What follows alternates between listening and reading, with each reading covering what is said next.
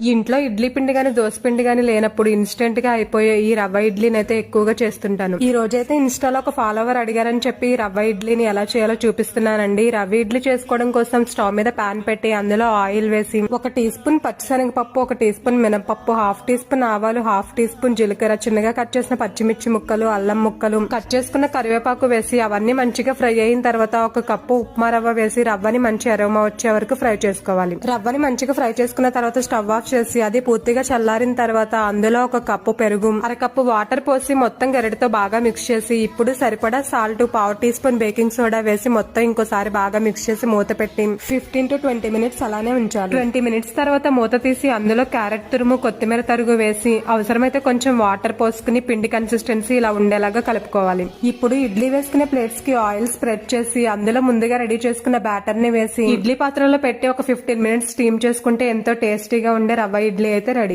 ఇలా ఇన్స్టెంట్ గా చేసుకున్న ఈ రవ్వ ఇడ్లీని పల్లి చట్నీతో కానీ కొబ్బరి చట్నీతో కానీ తింటే చాలా బాగుంటుంది. వీడియో నచ్చి